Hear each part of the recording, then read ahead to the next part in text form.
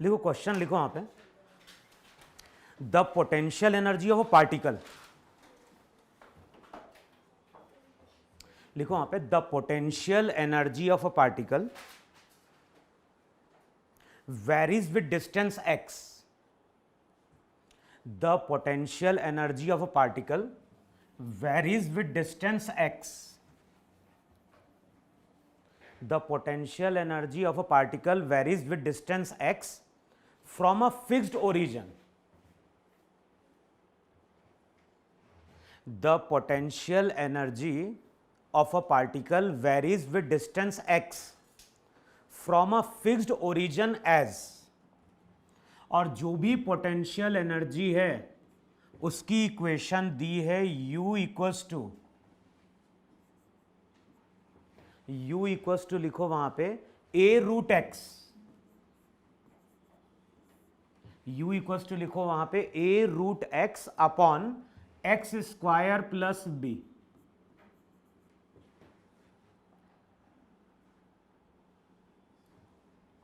तो जो भी पोटेंशियल एनर्जी इसकी इक्वेशन दी है a√x upon x square plus B, where a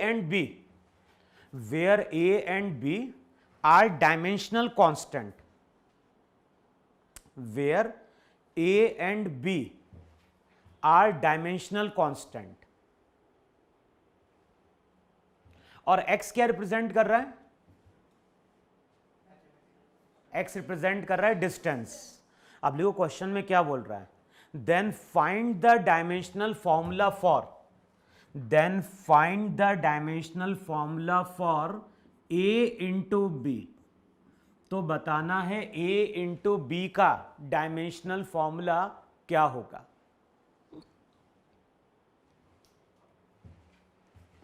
अच्छा, u क्या रिप्रेजेंट कर रहा है? u जो है u रिप्रेजेंट कर रहा है वहां पे पोटेंशियल एनर्जी, और x क्या रिप्रेजेंट कर रहा है? x रिप्रेजेंट कर रहा है डिस्टेंस. बोलो अब क्या करोगे वहां पे? ना बोलो क्या करें? देखो सबसे पहली प्रॉपर्टी क्या लिखवाई थी वहां पे? सेम फिजिकल क्वांटिटी के साथ क्या चीज ऐड होती है? Same physical quantity. तो x का स्क्वायर है कि नहीं है? तो डिस्टेंस के स्क्वायर के साथ क्या चीज ऐड होगी? अबे डिस्टेंस के स्क्वायर के साथ डिस्टेंस का स्क्वायर ही ऐड होगा कि नहीं होगा? इसका मतलब है कि जो भी b रहेगा वो डायमेंशनली l स्क्वायर के बराबर होगा कि नहीं होगा वहां पे? तो जो भी b है डायमेंशनली वहां पे l स्क्वायर के बराबर है. अब क्या करें? लेफ्ट हैंड साइड क्या है? एनर्जी कोई सी भी हो उसका डायमेंशनल फॉर्मूला हमेशा किसके बराबर होता है? वर्क के बराबर. तो जो लेफ्ट हैंड साइड रहेगा वो पोटेंशियल एनर्जी है. पोटेंशियल एनर्जी का डायमेंशन वर्क के बराबर है. तो फॉर्मूला क्या था वहां पे? ml square t-2 equals to. अच्छा, b का हमें डायमेंशनल फॉर्मूला मालूम है, अब हमें a का कैलकुलेट करना है. x क्या है वहां पे? डिस्टेंस. तो यहां पे अंडर रूट l हो गया कि नहीं हो गया? नीचे आओगे तो बताओ l स्क्वायर के साथ अगर l स्क्वायर ऐड होगा तो रिजल्ट भी क्या बनेगा? l स्क्वायर ही बनेगा. तो नीचे वहां पे l स्क्वायर है कि नहीं? अब अगले स्टेप में अगर चेक करोगे तो a की वैल्यू वहां पे क्या हो जाएगी? m l to the power 4 t to the power -2 upon क्या हो गया? l to the power half. अगले स्टेप में a की वैल्यू क्या हो जाएगी? a हो जाएगा m. अब l ऊपर जाएगा तो क्या बन गया वहां पे? अबे स्क्वायर कैसे ऊपर जाएगा? लॉ ऑफ इंडाइसिस में क्या होता है? l to the power 4 -1/2 into T to the power. तो a कितना हो जाएगा? a हो जाएगा m l to the power 7/2 into T to the power. तो चेक करो, ये a की वैल्यू है और ये तुम्हारी वहां पे क्या है? b की वैल्यू है. हमें कैलकुलेट क्या करना है? हमें कैलकुलेट करना है a इंटू बी. तो चेक करो a इंटू बी क्या देगा वहां पे? अब a इंटू बी अगर देखोगे तो वहां पे हो जाएगा m, l की पावर 7/2 इंटू एल स्क्वायर, तो ये क्या दे देगा l की पावर, अबे a to the power m into a to the power n क्या देता है, a to the power m plus n। तो यहां पे क्या बन जाएगा m, l की पावर क्या हो गया 7/2 इंटू एल स्क्वायर, तो क्या देगा 11/2 into T to the power -2। Check करो a इंटू बी की ये वैल्यू आ रही कि नहीं आ रही, अबे आया कि नहीं समझ में। हमने प्रॉपर्टी केवल यही यूज करी है, सेम फिजिकल क्वांटिटी के साथ सेम फिजिकल क्वांटिटी क्या हो रही है, ऐड हो रही है।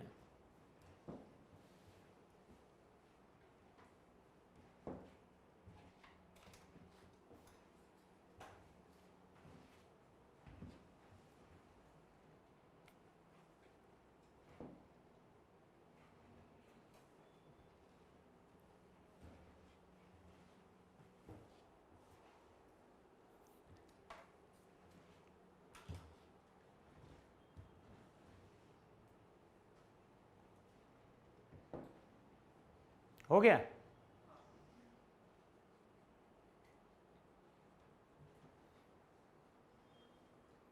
लिखो नेक्स्ट क्वेश्चन लिखो, और ऐसा क्वेश्चन आ चुका है एग्जाम में,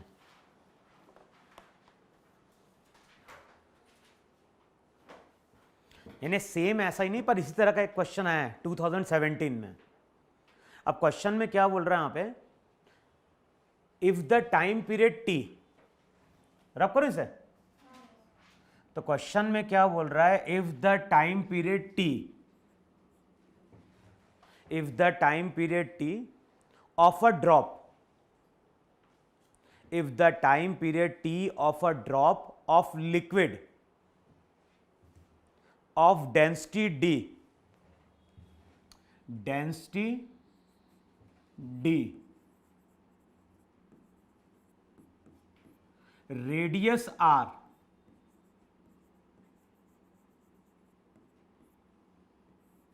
density d, radius r, surface tension S, तो S जो है S क्या रिप्रेजेंट कर रहा है, S रिप्रेजेंट कर रहा है वहां पे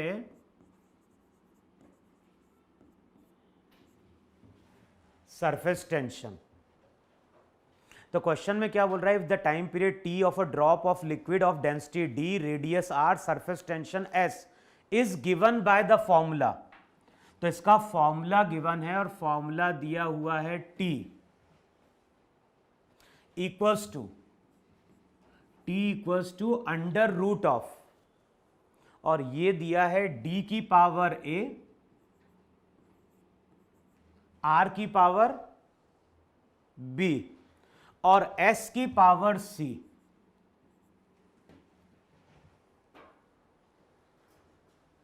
अब लिखो यहां पे, if A equals to 1, if A equals to 1, C equals to 1, if A equals to 1, C equals to 1, then B is, तो A की वैल्यू गिवन है, C की वैल्यू गिवन है, हमें क्या करना है, हमें B की वैल्यू क्या करनी है, कैलकुलेट करनी है।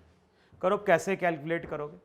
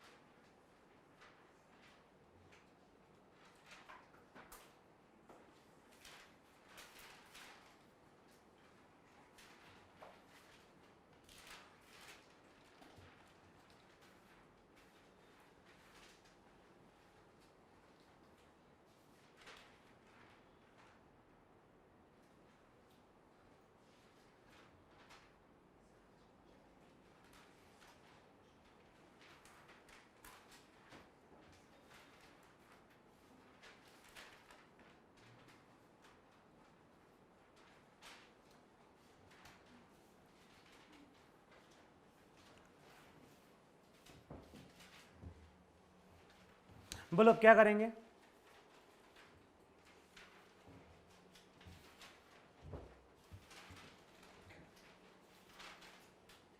अभी कहां पीछे पलट रहे हो तुम लोग? सबके डायमेंशनल फॉर्मूले मालूम है कि नहीं मालूम है? और क्या लिखवाया था? कोई भी इक्वेशन अगर डायमेंशनली करेक्ट है तो क्या होना चाहिए? अबे फिजिक्स में अगर कोई फॉर्मूला दिया है तो वो हमेशा डायमेंशनली क्या होता है? करेक्ट होता है। और कोई भी इक्वेशन अगर डायमेंशनली करेक्ट है इसका मतलब क्या है?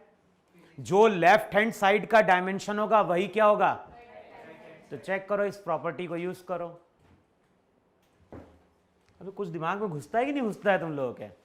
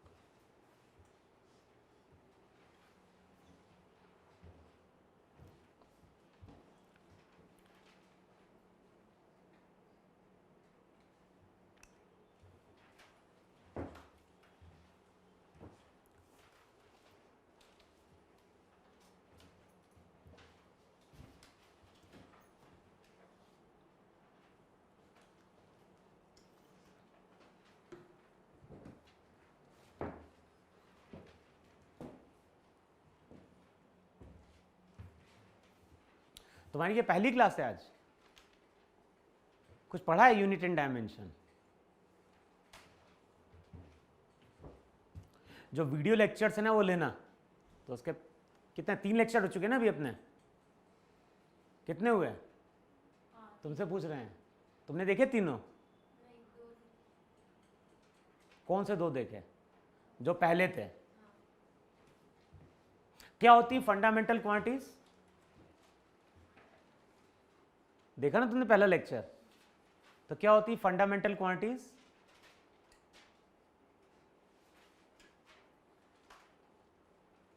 अरे फंडामेंटल क्वांटिटीज वो क्वांटिटीज होती हैं जो एक दूसरे पर डिपेंड नहीं करती होती हैं। तुमने देखी नहीं देखे हैं? हाँ, ऐड नहीं किया तो कब बोलोगे तुम ऐड करने के लिए? अगले साल? हाँ, तो तुमने किसी और से लेक्चर नहीं लिया फिर? तो फिर उसने फिर भेजा नहीं क्यों? तो भेजने में कितना टाइम लगता है? तो 1 मिनट का भी काम नहीं होता भेजना। कोई पोस्ट कौन करना है कि लेटर जाके पहले पोस्ट ऑफिस में डालेंगे फिर वहाँ पहुँचेगा? नहीं भेजा तुमने?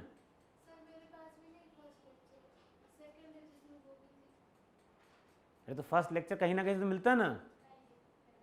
देखो उसके पास है, पूछा तुमने उससे? हाँ, नहीं पूछा ना?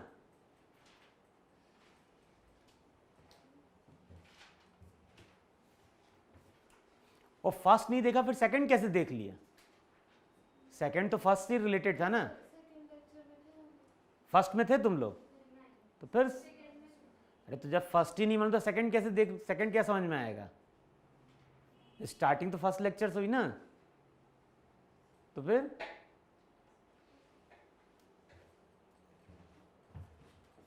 हाँ बोलो कितना है?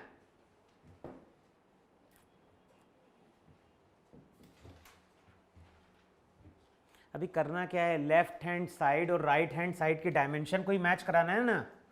बताओ टी की लेफ्ट हैंड साइड का डायमेंशन क्या है? m की पावर 0, l की पावर 0, t की पावर 1। अब d क्या है? डेंसिटी। डेंसिटी का क्या होता है? ml-3, उसकी पावर a कितना है? तो इतना लिख दो। अब r क्या है? रेडियस। रेडियस एक तरह की लेंथ, उसकी पावर बी हमें कैलकुलेट करनी है।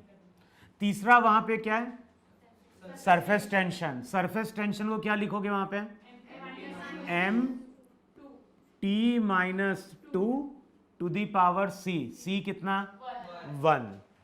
अब क्या होगा, अच्छा दोनों साइड हम स्क्वायर कर सकते हैं क्या, अभी कर सकते हैं ना। चलो पहले सिंप्लीफाई करो यार, m की पावर 0, l की पावर 0, t की पावर 1, अभी अंडर रूट में लिखे रहने दो। अच्छा m into M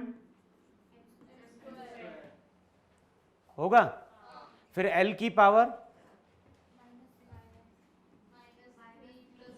-3 plus b, t की पावर -2। देखो चेक करो यही आएगा कि नहीं आएगा, अब देखो सही लिखा है नहीं लिखा है। अब क्या करें,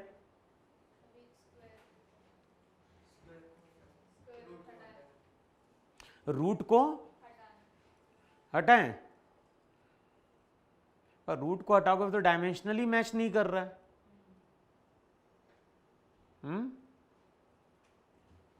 देखो चेक करो, तब भी नहीं होगा, डायमेंशनली कहां मैच कर रहा है। सही लिखा है इसने क्वेश्चन में, a की पावर 1, c की पावर 1,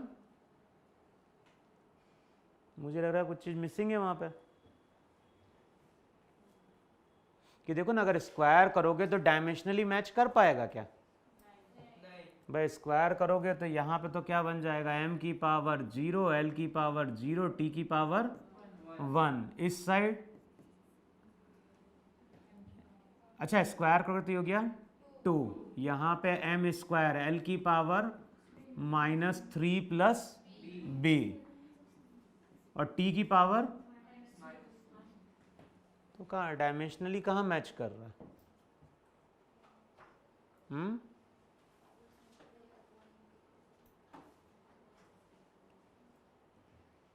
देखो चेक करो मैच करेगा क्या, ये तभी मैच कर सकता है ना जब c की वैल्यू -1 हो जाए। अबे तुम लोग तो पूछ रहा हूं मैं, ये इक्वेशन तभी सही हो पाएगी ना जब c की वैल्यू क्या हो, तो एक्चुअली क्वेश्चन में करेक्शन करो, वहां पे c1 नहीं होगा, c क्या होना चाहिए, अब आएगा ही नहीं आएगा। अच्छा अब देखो c की पावर अगर -1 हो गई यहां पे, तो अब क्या होगा, c की पावर -1 हो गई तो यहां पे क्या हो गया, m की पावर -1, m की पावर 1, m की पावर -1। देखो चेक करो जरा ये बन जाएगा कि नहीं बन जाएगा, और यहां पे t की पावर -2 की पावर -1, तो ये +2 हो जाएगा कि नहीं हो जाएगा वहां पे। अब चेक करो, अब ये डायमेंशनली मैच कर रहा है कि नहीं मैच कर रहा है, ये है ना।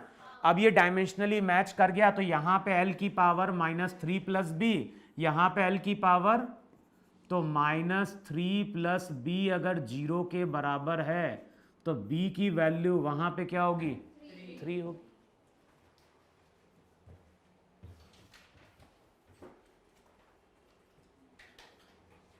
देखो चेक करो सही करा है कि नहीं करा अपन ने।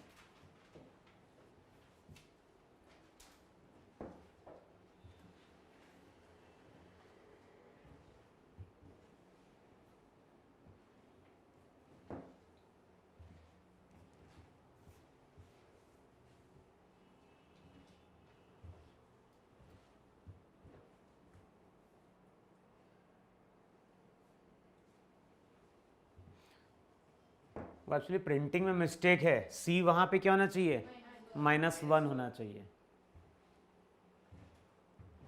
लिख लिया गया इतना, हाँ लिखा। अच्छा दूसरा सॉल्व करने का तरीका क्या था, दूसरा सॉल्व करने का तरीका ऐसा भी है कि नहीं है, हम ऐसा बोल देते हैं कि जो भी टाइम पीरियड है वो डायरेक्टली प्रोपोर्शनल क्या हो गया, d की पावर x,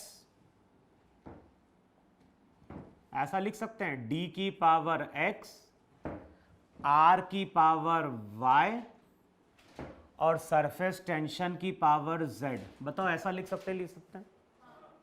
अरे हमें टाइम पीरियड मालूम है कि टाइम पीरियड इन 3 पैरामीटर्स पर डिपेंड कर रहा है, तो हम एक काम ये भी कर सकते थे कि हम टाइम पीरियड का फॉर्मूला ही वहां पे क्या कर लेते हैं, डिराइव कर लेते हैं। अब डिराइव करने जाते तो क्या लिखते हैं, T equals to some constant, फिर डी की पावर एक्स, आर की पावर वाई, एस की पावर जेड।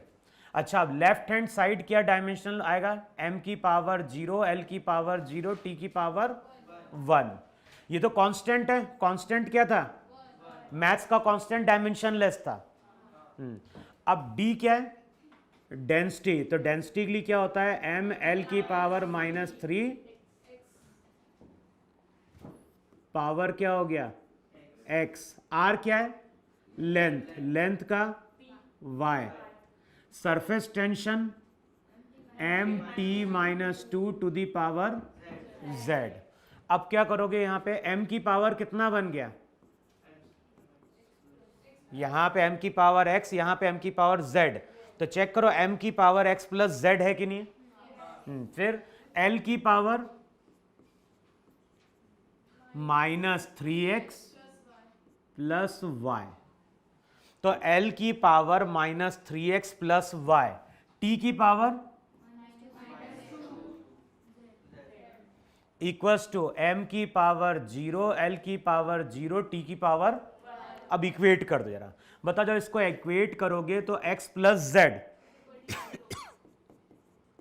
Equals to 0। फिर दूसरा रिलेशन क्या आएगा, -3x plus Y equals to 0। तीसरा क्या निकल के आएगा, -2z इक्वल्स टू 1, तो z की वैल्यू चेक करो, z की वैल्यू -1/2 आ रही कि नहीं आ रही, आ रही कितने, यही बन रही ना, अभी यही बन रहा नहीं बन रहा, z की पावर -1/2। अब z अगर -1/2 तो x कितना,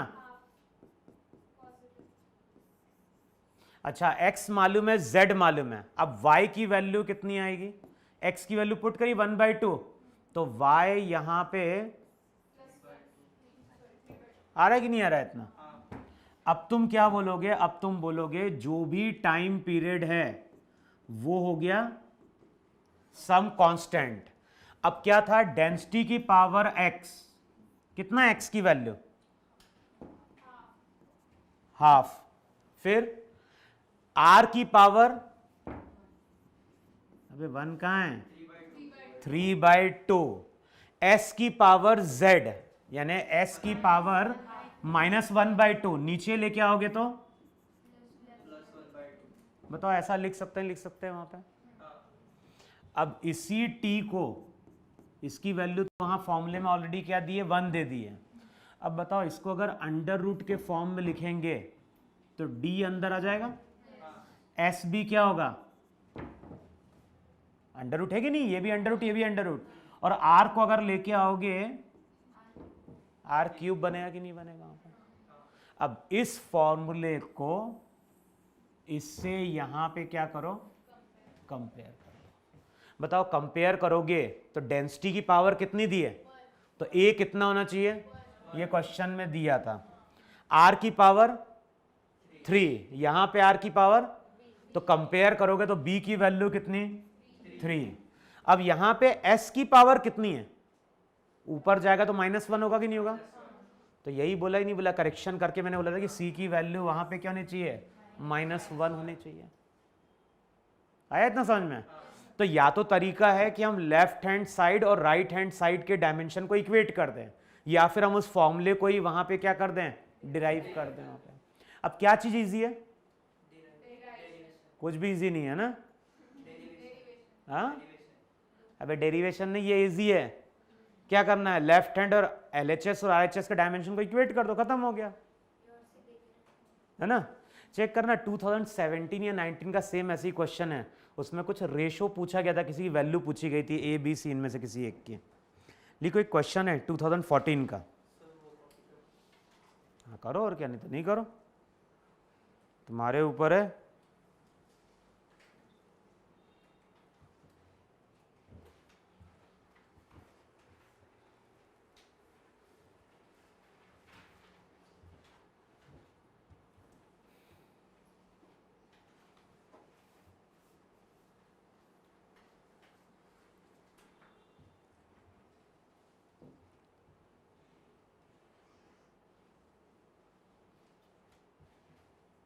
हो गया?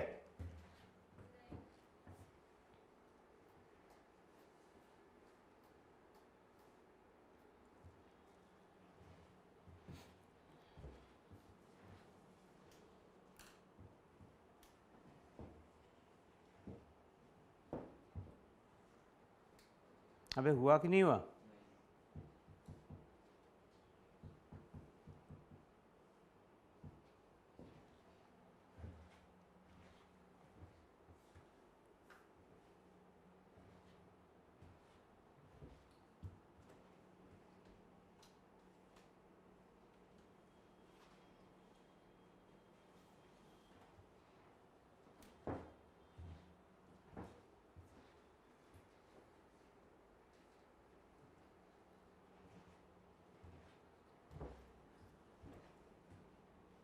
अबे हुआ कि नहीं हुआ? हो गया ना? लिखो, to find the distance s, to find the distance s, to find the distance, अच्छा d लिखा है, डिस्टेंस को d से डिनोट किया है, to find the distance d over which, to find the distance d over which a signal can be seen clearly, to find the distance d over which a signal can be seen clearly in foggy condition, in foggy condition,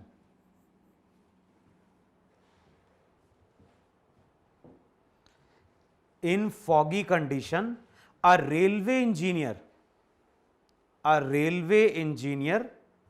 uses, a railway engineer uses dimensional analysis to find the distance d over which a signal can be seen clearly in foggy condition. A railway engineer uses dimensional analysis and assumes that the distance depends, and assumes that the distance depends on the mass density rho, depends on density को किससे denote करते थे? Depends on density rho of the fog. दूसरा लिखो वहां पे intensity S of the light. तो S क्या रिप्रेजेंट कर रहा है? एस रिप्रेजेंट कर रहा है लाइट की इंटेंसिटी. अच्छा, क्वेश्चन को थोड़ा और इजी कर दिया. उसने क्या बोल दिया? उसने ब्रैकेट में इंटेंसिटी का फॉर्मूला ही दे दिया और उसने बोला कि इंटेंसिटी को क्या लिखो? इंटेंसिटी को लिखो पावर अपॉन एरिया. वैसे हमें इंटेंसिटी का फॉर्मूला डिराइव करना पड़ता, लेकिन ऑलरेडी उसने हिंट दे दिया हमें कि जो भी इंटेंसिटी है, इंटेंसिटी का मतलब क्या होता है? Power upon area. तो क्या बोला है वहां पे? To find, assume that the distance depends on the density rho of the fog, intensity of the light from the signal, और तीसरा जो डिपेंड कर रहा है वो डिपेंड कर रहा है on its frequency.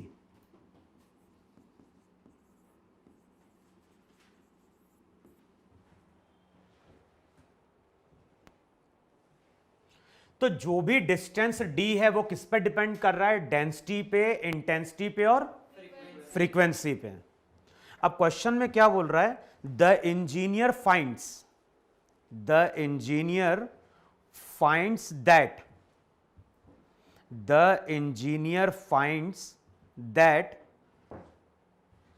Distance d is, the engineer finds that distance d is proportional to, the engineer finds that distance d is proportional to s की पावर 1/n. उसने क्या फाइंड आउट किया, उसने फाइंड आउट किया कि distance d किस पे depend कर रहा है, इंटेंसिटी की पावर 1/n पे। तो अब क्वेश्चन में क्या बोल रहा है, then find the value of n।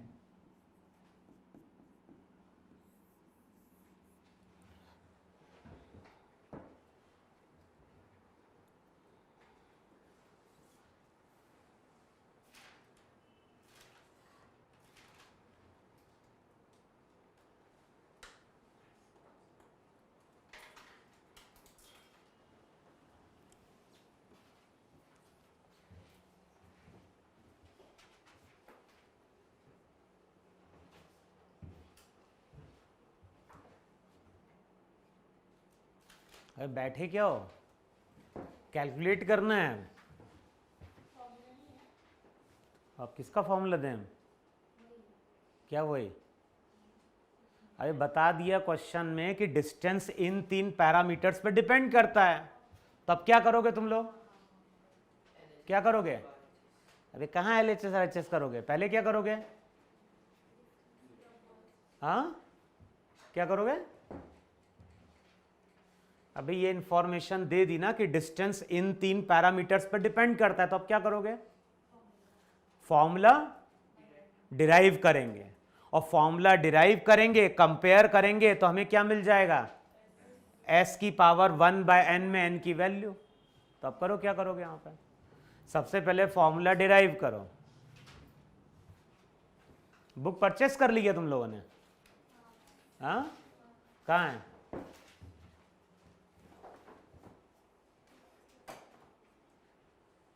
ये पूरी कंबाइंड वाली परचेस करी है तुमने, वॉल्यूम नहीं था उसके पास, तो थे इसमें कुछ क्वेश्चन थे, हाँ क्या किया किताब पे ऐसे, बस पेज की खुशबू सूंघी है ना, हाँ ऐसा क्यों होता है, नई बुक के पेजेस में स्मेल आती है, हैं कभी सूंघे ही नहीं, सूंघे नए पेजेस,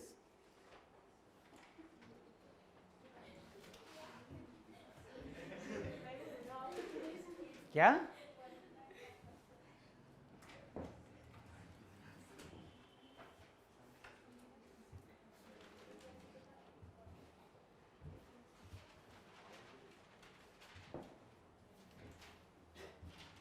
तुम लोग फॉर्मूला डिराइव करो जरा डिस्टेंस का,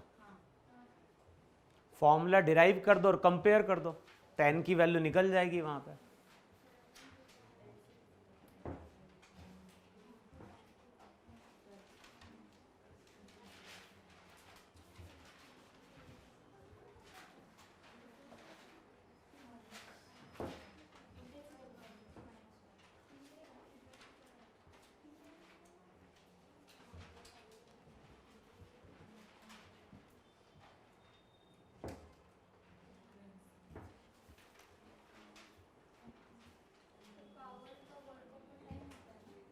पावर का, अब मैं क्या बताऊं, तुम लोग को डिराइव नहीं कर रहा था फॉर्मूला, क्या पावर का, m कैसे हो जाएगा, पावर का मतलब वर्क अपॉन टाइम, वर्क क्या होता है, ml² t-2 divided by time, तो क्या देगा, हाँ चेक करो, पावर का फॉर्मूला यही था ही नहीं था, ml² t-3,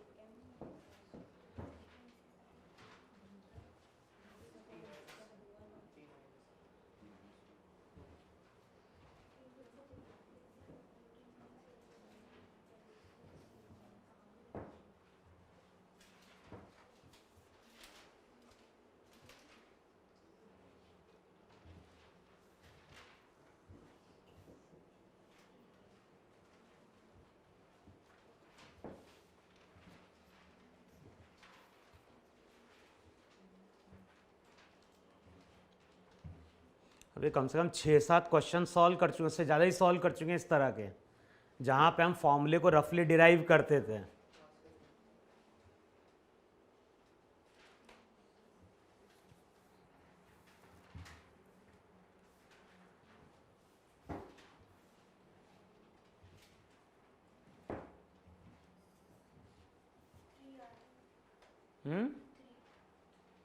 चेक करो 3 आ रहा है क्या? कितना?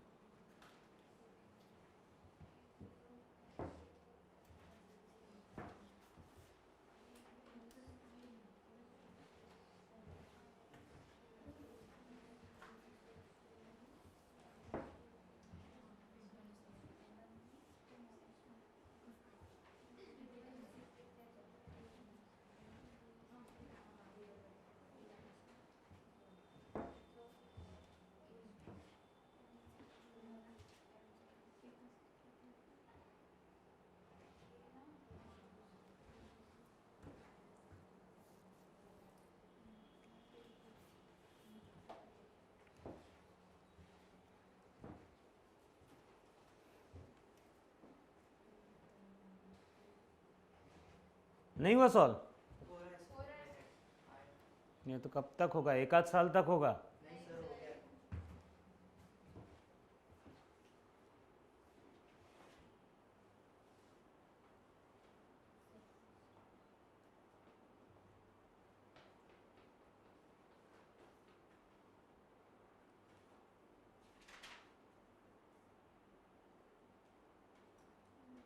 अब क्या करोगे? कितनी बार इसको इक्वेटी तो करना है, इसको कितनी बार लिखोगे?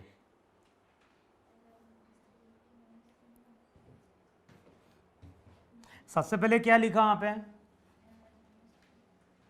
अब यही लिखा ना कि density D equals to some constant, फिर क्या लिखा वहां पे?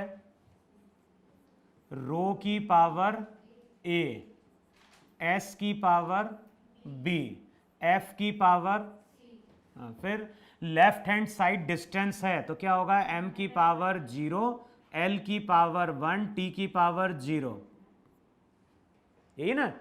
लेफ्ट हैंड साइड डिस्टेंस है। डेंसिटी का क्या था? डेंसिटी का था m l माइनस 3। अब इंटेंसिटी का क्या है? Power upon area. पावर कितना था? पावर था m l square t minus 3 upon, तो इंटेंसिटी का क्या हो गया? m t minus 3 whole to the power b। Frequency क्या होता है? 1 upon time whole to the power c है। अब बताओ, राइट हैंड साइड m की पावर क्या बन गया? यहां पे a, यहां पे b, तो m की power a plus B, l की पावर माइनस 3a प्लस, क्यों माइनस 3a माइनस 3b, यही बनेगा ना? कहां पे t? अच्छा, तो यहां पे क्या हो जाएगा? l की पावर माइनस 3a और t की पावर वहां पे हो जाएगा minus 3b minus c। Left hand side क्या दिया है? m की पावर 0, l की पावर 1, t की पावर, इक्वेट करो डायमेंशन को, तो a प्लस बी 0, फिर यहां पे क्या था? माइनस 3a था, तो यहां पे माइनस 3a किसके बराबर? 1 के बराबर, तो a की वैल्यू, अच्छा a की वैल्यू अगर -1/3 तो b की वैल्यू +1/3। नेक्स्ट इक्वेशन क्या बनेगी? -3b minus c equals to क्या हो गया? 0। तो c किसके बराबर? b की वैल्यू पुट कर दो 1/3। अब बताओ जो भी डिस्टेंस d होगा उसका फॉर्मूला क्या हो जाएगा? उसका फॉर्मूला हो जाएगा सम कांस्टेंट रो की पावर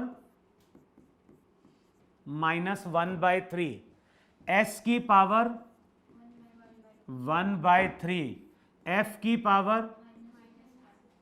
अब इस रिजल्ट को इससे कंपेयर करो। भाई तो कांस्टेंट है, तो यहां से तुम क्या बोलोगे? जो भी डिस्टेंस d है वो डायरेक्टली प्रोपोर्शनल टू s की पावर 1/3 है कि नहीं? अब s की पावर 1/3 है, यहां पे s की पावर क्या है? 1/n। तो दोनों को कंपेयर करोगे तो यहां से क्या बोलोगे? n इक्वल्स टू कितना? 3।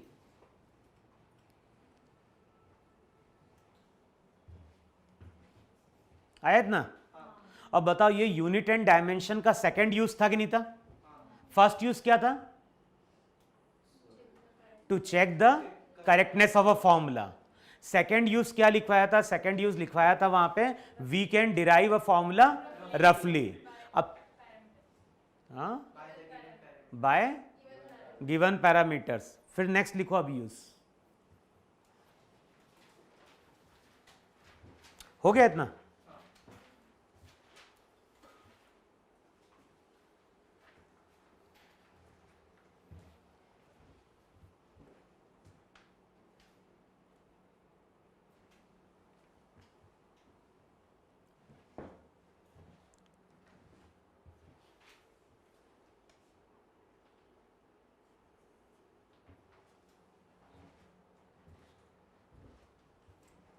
हो गया? लिखो नेक्स्ट यूज लिखो वहां पे we can express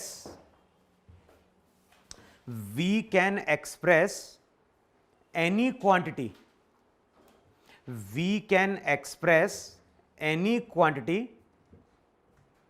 in terms of, we can express any quantity, we can express any quantity in terms of given basic quantities. We can express any quantity in terms of given basic quantities. अब इसी में आगे लिखो आप, if velocity v, velocity को denote करो v से, if velocity v, force f, if velocity v, force f and time t are chosen as fundamental quantities,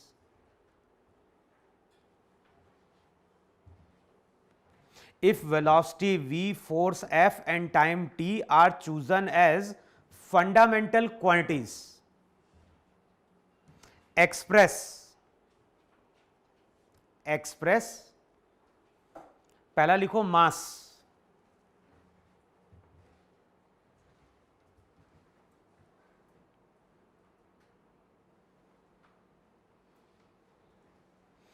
express mass and दूसरा लिखो energy in terms of V F and T, V F and T. भाई तीन चीजें हैं कि नहीं है? किसको अब यहां पे फंडामेंटल मान रहा है?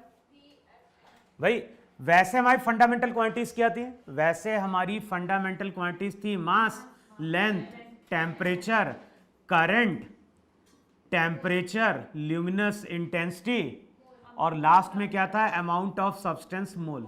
बताओ यही सात हमारे फंडामेंटल थे कि नहीं थे? अब कई बार क्वेश्चन जब हम सॉल्व करते हैं तो एक हाइपोथेटिकल केस की बात कर रहा है और उसमें क्या बोल रहा है? उसमें बोल रहा है वेलोसिटी एफ, फोर्स एफ और तीसरा क्या है? टाइम। तो हमारे पास तीन फिजिकल क्वांटिटी हैं, वेलोसिटी, फोर्स एंड टाइम, और इसको वहां पे उसने क्या माना है? इसको यहां पे उसने फंडामेंटल माना है। तो अब वो क्वेश्चन में बोलता है कि अगर वेलोसिटी, फोर्स, टाइम अगर फंडामेंटल हैं तो हमें किसको रिलेट करना है? मास को एक्सप्रेस करना है in terms of V F and T, और दूसरा किसको एक्सप्रेस करना है? एनर्जी को। तो अब देखो सॉल्व करने का तरीका क्या है। सॉल्व करने का तरीका होगा, हम बोलेंगे कि जो भी मास होगा वो डायरेक्टली प्रोपोर्शनल हो गया वेलोसिटी की पावर ए पे।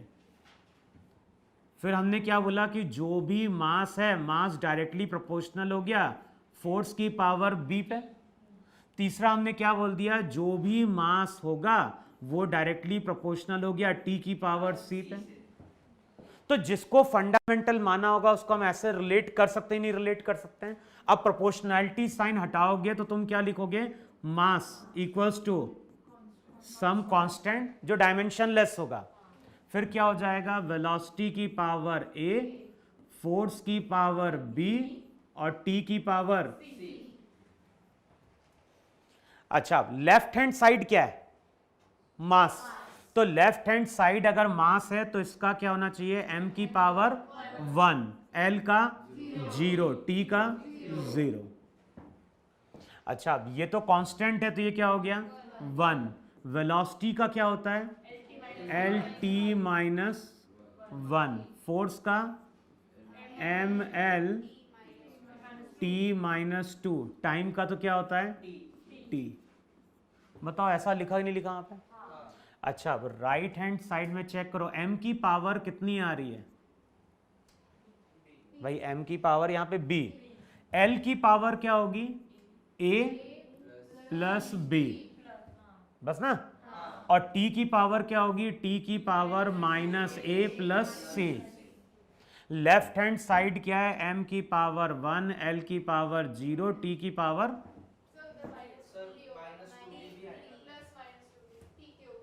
t के ऊपर minus a plus c minus 2b, यही ना? अब क्या करना है? लेफ्ट हैंड साइड और राइट हैंड साइड के डायमेंशन को इक्वेट करो। बताओ b की वैल्यू किसके बराबर? फिर a प्लस b। अच्छा, b की वैल्यू मालूम है तो a क्या हो गया? फिर t की पावर 0 यहां पे हो जाएगा minus a plus C minus 2b, किसके बराबर? 0 के बराबर। देखो ये कि नहीं वहां पे? अब a की वैल्यू -1 तो माइनस माइनस प्लस, फिर c -2 इक्वल्स टू 0। तो चेक करो c की वैल्यू भी 1 आ रही है क्या? आ रही ना आप? अब इस इक्वेशन को देख लो जरा। अब इस इक्वेशन से क्या लिखोगे? इस इक्वेशन से लिखोगे जो भी मास है इक्वल्स टू सम कांस्टेंट। अब बताओ v की पावर क्या था? a का मतलब -1। फोर्स की पावर b कितना? 1। t की पावर c कितना? तो एक तरह से हम ऐसा बोल सकते हैं क्या? F T by V. तो जो भी मास रहेगा तो कुछ कांस्टेंट रहा होगा, तो हम बोलेंगे जो भी मास है, मास को अगर हम एक्सप्रेस करेंगे तो फोर्स, टाइम और वेलोसिटी में रिलेशन क्या आ जाएगा? Mass equals to F T by V. ऐसा समझ में? इतना लिखो, नोट डाउन करो इतना।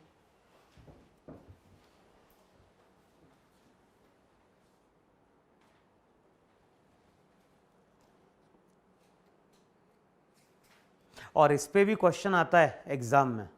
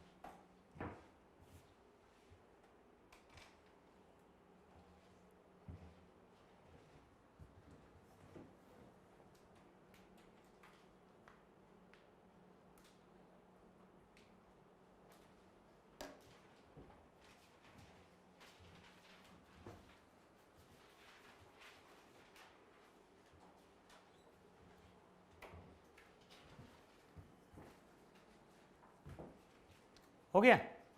अच्छा सेकंड केस में किसको एक्सप्रेस करना है? एनर्जी को। किसके टर्म में? वी एफ और टी के टर्म में। तो यहां पे केवल क्या चेंज करते जाएं पूरी जगह? अबे मास की जगह क्या लिख दें? तो यहां पे लिखो एनर्जी।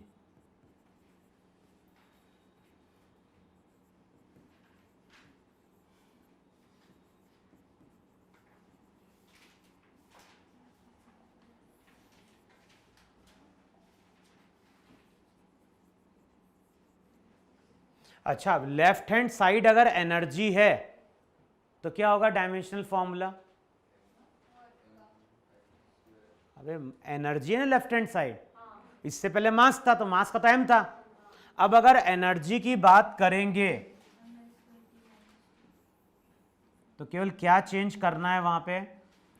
M L square 2। देखो ये कि नहीं वहां पे, तो यहां पे भी हो जाएगा M L square T minus 2। अब फिर से इक्वेट कर दे रहा। अब बताओ इक्वेट जब करोगे तो क्या लिखोगे वहां पे? b की वैल्यू, अच्छा a प्लस बी किसके बराबर? 2। b की वैल्यू 1, तो a भी 1 होगा कि नहीं होगा? तो b की वैल्यू 1, a की वैल्यू 1, और यहां पे t की पावर कितनी? -2। राइट में minus A plus C minus 2b। देखो आएगा कि नहीं आएगा? -2 equals to minus A plus C minus क्या हो गया? 2b।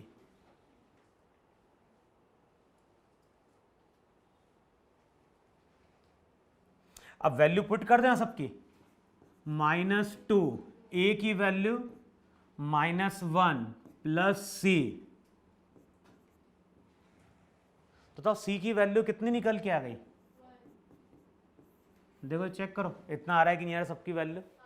अच्छा अब सबकी वैल्यू 1 आ गई तो यहां से तुम क्या लिखोगे? यहां से तुम लिखोगे एनर्जी इक्वल्स टू v की पावर 1, f की पावर 1, t की पावर, तो चेक करो ये फॉर्मूला बने नहीं बनेगा? V F T.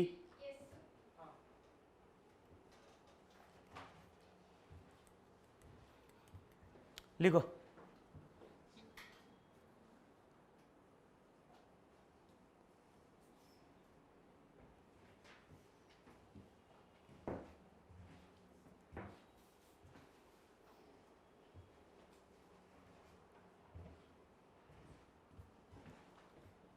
हो गया ना इतना? लिखो नेक्स्ट, लिखो वहां पे इफ वेलोसिटी v, नहीं पहला क्वेश्चन लिखो वहां पे, if velocity v, force f, if velocity v, force f, if velocity v, force f, और एनर्जी को डिनोट कर रहा है कैपिटल ई से, तो if velocity v, force f and energy E are taken as fundamental units, if velocity v, force f and energy E are taken as fundamental units, then the dimensional formula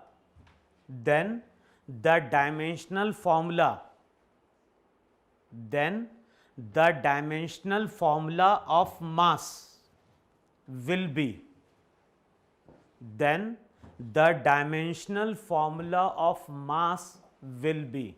तो बताना है मास का dimensional formula क्या होगा?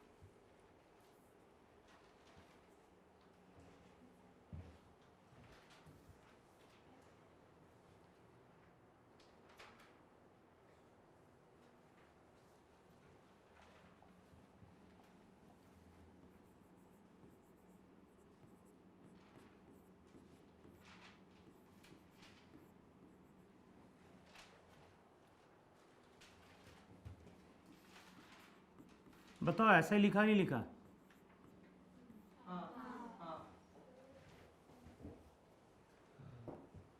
Velocity की power a, f की power b, e की power क्या हो गया c। फिर left hand side m1 l0 t0। Velocity का क्या था? फोर्स का ml t-2। एनर्जी का वर्क के बराबर ml² t-2। देखो है कि नहीं वहां पे? अब यहां पे क्या बन जाएगा? यहां पे बन जाएगा m की पावर कितना? b प्लस सी, है ना? l की power a plus b plus 2c, यही ना?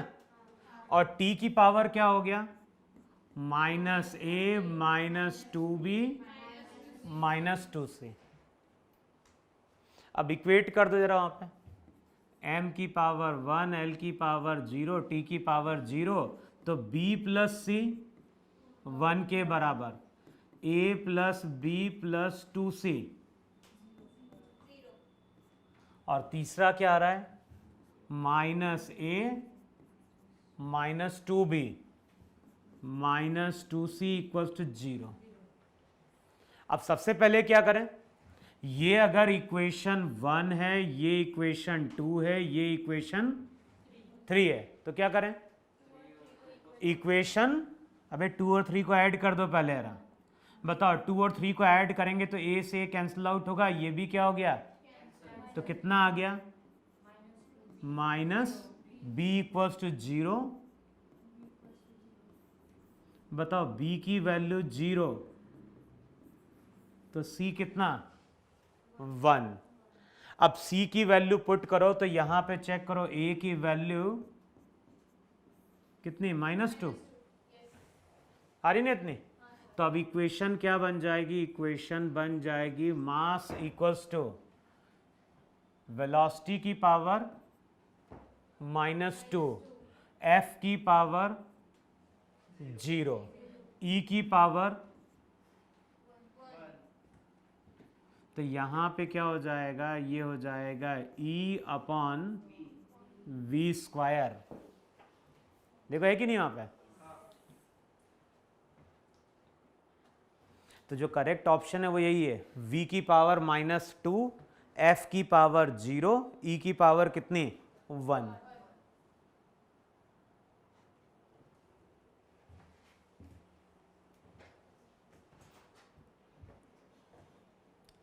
लिखा इतना? लिखो, अब नेक्स्ट क्वेश्चन लिखो वहां पे। और ऐसा क्वेश्चन एग्जाम में आ चुका है, लिखो क्वेश्चन वहां पे। सेम ऐसे ही क्वेश्चन पूछा गया एग्जाम में। If velocity of light c, if velocity of light c, if velocity of light c, gravitational constant g, gravitational constant को कैपिटल G से डिनोट करते थे, तो वहां पे क्या बोल रहा है? Velocity of light c, gravitational constant g and Planck's constant h, and Planck's constant h are chosen as fundamental unit, are chosen as fundamental unit,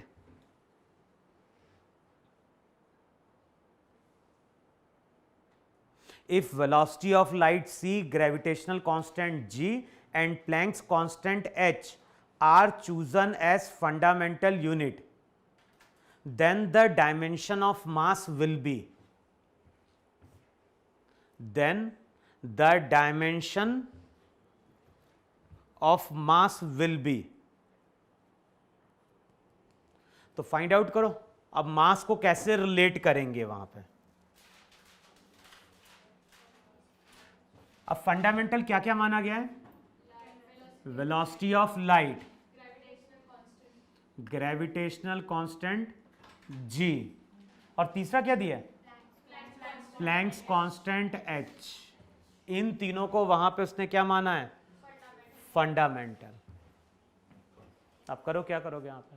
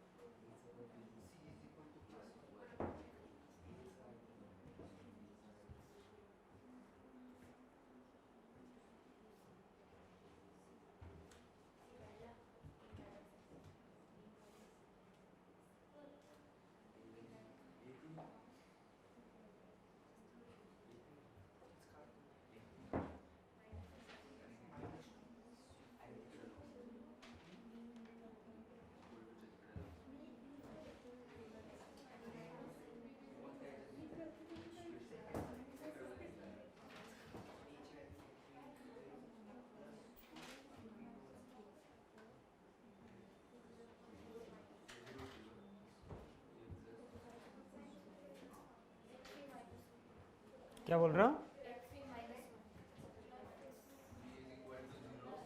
क्या क्या क्या? कोई भी नहीं है ऐसा ऑप्शन। तुमने जो बोला कोई सा भी ऑप्शन नहीं है।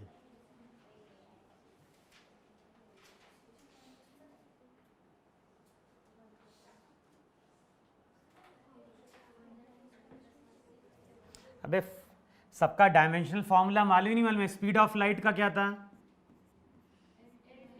L T minus one. G का क्या था? M,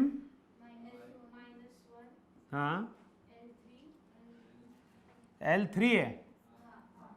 M minus one L की पावर थ्री,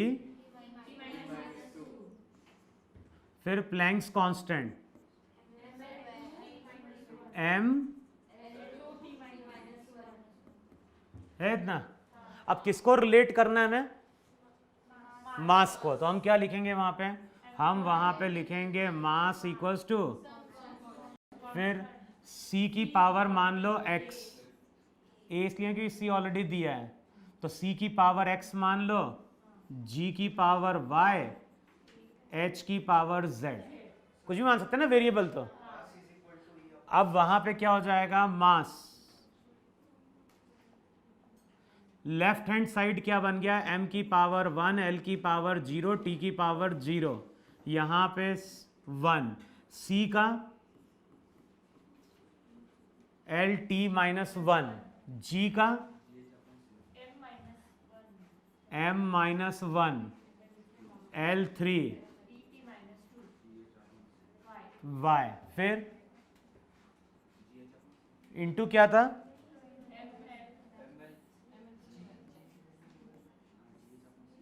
हाँ फिर एम एल स्क्वायर टी की power minus one whole to the power.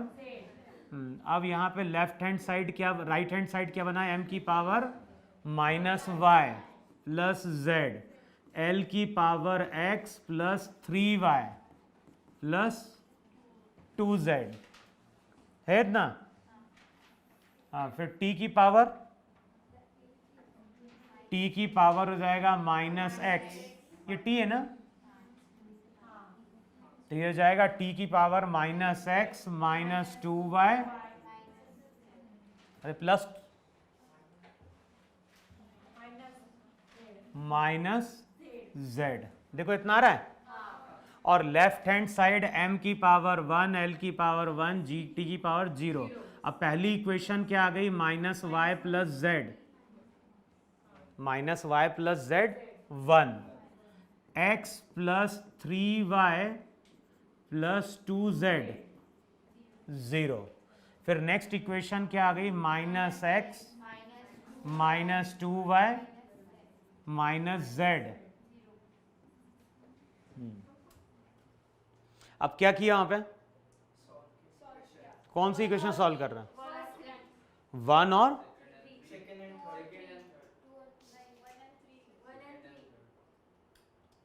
अबे टू और थ्री को अगर सॉल्व कर दोगे तो एक्स एक्स कैंसिल आउट होगा, three y minus two y y minus z equals to 0।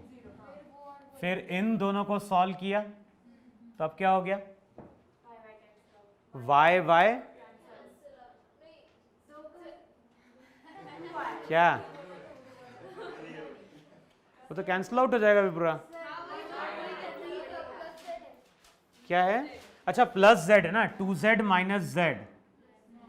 अब दोनों को सॉल्व करो, वाई वाई कैंसिल आउट हो जाएगा, तो 2z equals to 1, z equals to,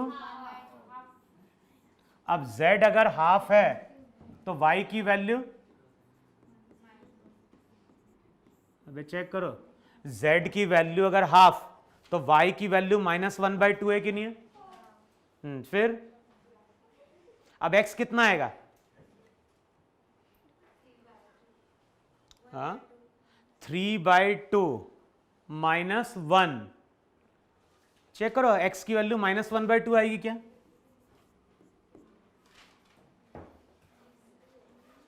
अभी पुट करो ना वैल्यू, y की वैल्यू पुट करो यहां पे और z की वैल्यू भी यहां पे क्या करो, पुट करो।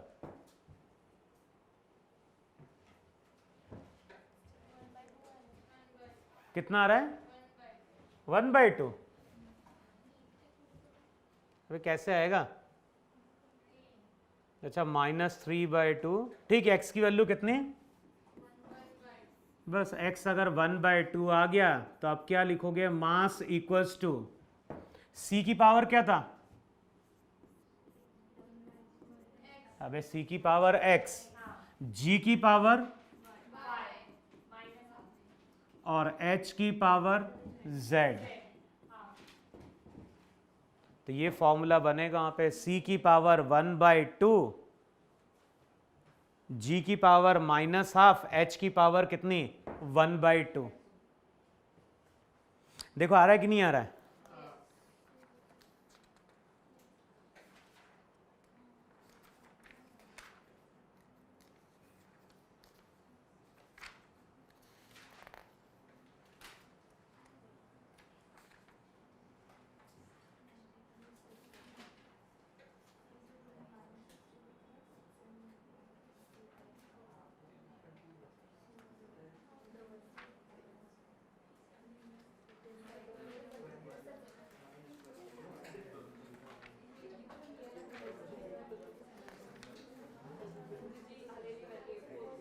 अभी लिखा कि नहीं लिखा? हो गया ना? लिखो, नेक्स्ट क्वेश्चन लिखो। प्लैंक्स कांस्टेंट h सेम है, अभी जो लिखा ना ये सेम चीज। देखो क्या बोल रहा है, planks constant h, speed of light c। देखो ये था ही नहीं था? Planks constant h, speed of light c and gravitational constant g are used to form a unit of are used to form a unit of are used to form a unit of mass, और second part में बोल रहा है length. तो सी जी H ये तीन fundamental है और इनके थ्रू हमें किसको एक्सप्रेस करना है? मास और लेंथ को। अब क्वेश्चन लिखो क्या बोल रहा है, then which of the following options is are correct. तो बताना है कौन सा ऑप्शन सही है। जो पहला ऑप्शन है उसमें क्या बोल रहा है, जो भी मास है वो डायरेक्टली प्रोपोर्शनल टू रूट सी है। सेकेंड ऑप्शन है बोल रहा है जो भी मास है वो directly proportional to root g है। और तीसरे में बोल रहा है जो भी लेंथ है वो directly proportional to root h है। और फोर्थ में बोल रहा है जो भी लेंथ है वो directly proportional to root g है। तो बेसिकली हमें करना क्या है क्वेश्चन में, हमें मास को भी क्या करना है, सी और जी और एच के फॉर्म में रिप्रेजेंट करना है, और लेंथ को भी क्या करना है, सी जी और एच के फॉर्म में रिप्रेजेंट करना है। बताओ इससे पहले हम मास को रिप्रेजेंट कर चुके हैं कि नहीं कर चुके हैं? तो बताओ मास के लिए कौन सा ऑप्शन सही है? मास डायरेक्टली प्रोपोर्शनल टू सी की पावर 1/2 है कि नहीं है? तो ये ऑप्शन सही है। हाँ, कौन बोल रहा नहीं? हाँ, पीछे दीवार से आवाज आई ना। अबे ये नहीं दिख रहा है, मास डायरेक्टली प्रोपोर्शनल टू क्या है, सी की पावर 1/2। फिर जी की पावर पे कैसे डिपेंडेंट है, -1/2। और यहां पे क्या बोल रहा है, क्या बोल रहा है, अबे रूट जी बोल रहा है, जी की पावर 1/2। तो ये ऑप्शन तो क्या हो गया। अब बाकी दो ऑप्शन चेक करो, ये क्वेश्चन मोर देन वन है। तो अब मैंने मास को तो रिलेट कर लिया, अब तुम लेंथ को भी रिलेट करेगा।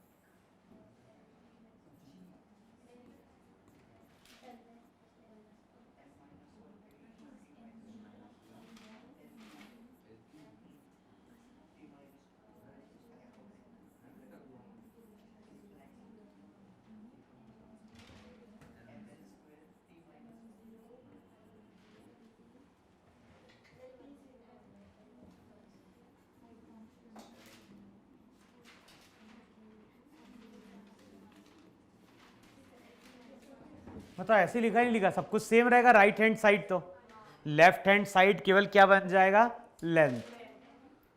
अब बताओ इक्वेशन क्या बनेगी वहां पे, पहली इक्वेशन बनेगी minus Y plus z equals to 0, second equation x plus 3y plus 2z equals to 1, और लास्ट में क्या आएगा, minus x minus 2y minus z equals to 0। अब क्या किया, सबसे पहले इन दोनों को ऐड किया, तो 3y minus 2y y plus z equals to 1 आएगा कि नहीं आएगा। अब इन दोनों को करें तो y y कैंसिल आउट होगा, तो 2z इक्वल्स टू 1, तो z की वैल्यू, अच्छा z अगर 1/2 है तो y भी कितना आएगा, अबे कहाँ से -1/2, minus Y plus 1/2 equals to 0, तो माइनस वाई इक्वल्स टू, तो क्या देगा y की वैल्यू, तो z की वैल्यू 1/2, y की वैल्यू 1/2। अब z की वैल्यू पुट करो, y की वैल्यू पुट करो और चेक करके बताओ x कितना।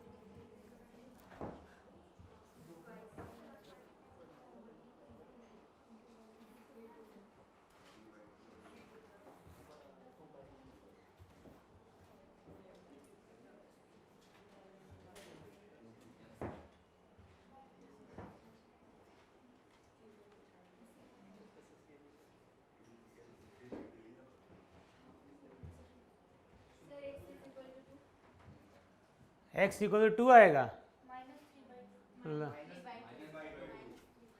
z कितना 1/2, तो ये कितना बन गया, 1 बन गया ना, तो 1 1 कैंसिल आउट हुआ, फिर y की वैल्यू 1/2, तो x कितना -3/2 ना।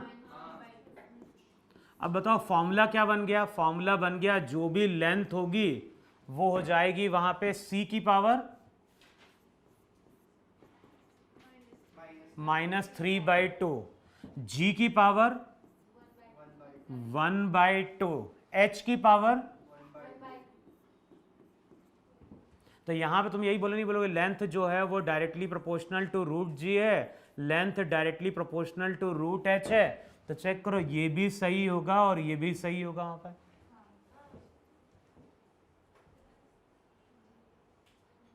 अबे आएगी नहीं समझ में, लिखो ये 2015 का था question,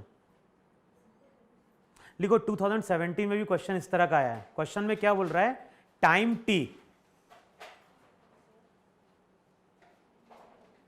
t, velocity c, time T, velocity c and angular momentum h। वैसे h डिनोट करता है प्लैंक्स कांस्टेंट को, लेकिन यहां पे उसने h से डिनोट किया है एंगुलर मोमेंटम। तो क्या बोल रहा है, if time t, velocity c and angular momentum h,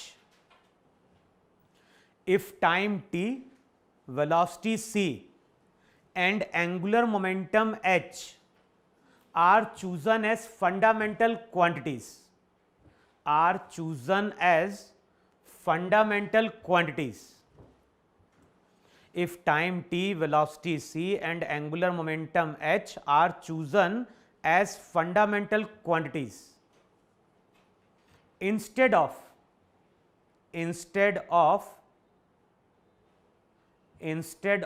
mass length and time. वैसे फंडामेंटल क्या होते हैं, मास लेंथ टाइम है कि नहीं है? तो मास लेंथ टाइम की जगह उसने किसको फंडामेंटल मान लिया है, वेलोसिटी, टाइम और मोमेंटम को। अब क्वेश्चन में क्या बोल रहा है, then the dimension of mass will be. तो हमें मास का डायमेंशनल फॉर्मूला कैलकुलेट करना है।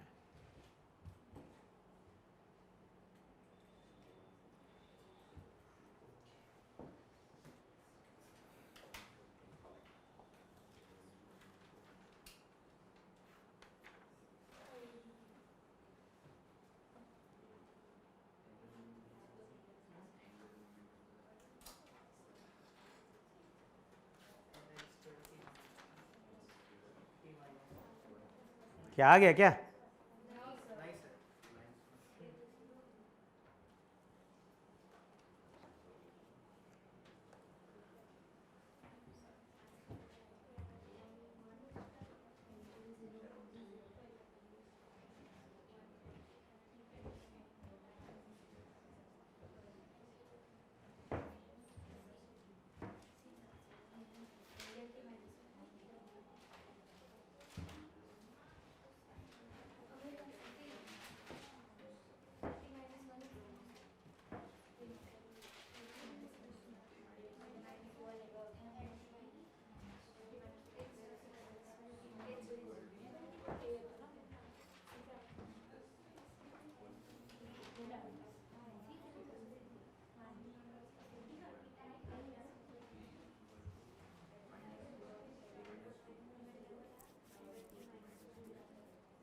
तुम क्लास के बाद मांग लेना तीनों लेक्चर।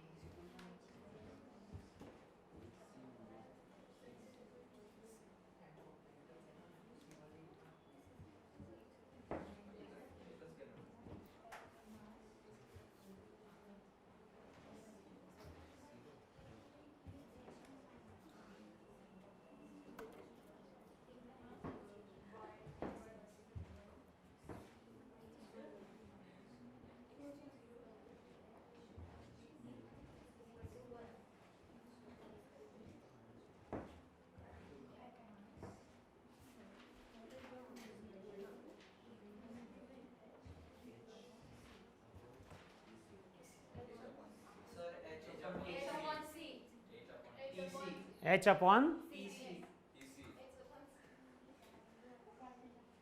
क्या रब है, क्या कैलकुलेट करने लिए बोला है मैंने? तो क्या लिखा वहां पे, जो भी मास होगा सम कांस्टेंट टी की पावर x c की पावर y h की power z। Left hand side क्या बन गया, m की पावर 1 l की पावर 0 t की पावर 0। फिर यहां पे 1 टाइम का t, वेलोसिटी का L T minus 1, h angular momentum है और एंगुलर मोमेंटम का फॉर्मूला क्या था, linear momentum into perpendicular distance. तो क्या था, m l square t minus 1 whole to the power, अब क्या बन गया, m की पावर z, l की पावर y प्लस 2z ना, और t की power x minus y minus c 1 l 0 t। अब क्या हो गया, z की वैल्यू 1, फिर y प्लस 2z 0, z की वैल्यू पुट करी तो y कितना माइनस 2, फिर x minus y minus z equals to 0, यही है ना। तो z कितना 1, यहां पे माइनस माइनस क्या हो गया प्लस 2, तो x की वैल्यू, तो फिर क्या आ गया मास, जो भी मास रहेगा वो हो जाएगा t की पावर x, फिर c की पावर माइनस 2 और अबे h की पावर 1 ना। तो चेक करो ये बन रहा है कि नहीं बन रहा है। और तुम लोग क्या बोल रहे थे, इतना समझ में है, नहीं समझ में है? तो ये हमारा यूनिट एंड डायमेंशन का क्या है, तीसरा यूज है। तीसरा यूज में क्या बता रहे हैं, अगर हमें कोई दूसरी फंडामेंटल क्वांटिटीज दी हुई हैं तो उसके टर्म में हम किसी तीसरी फिजिकल क्वांटिटीज को क्या कर सकते हैं, रिप्रेजेंट कर सकते हैं। इतना समझ में है? अगले टर्न पे इसी को कंटिन्यू करेंगे।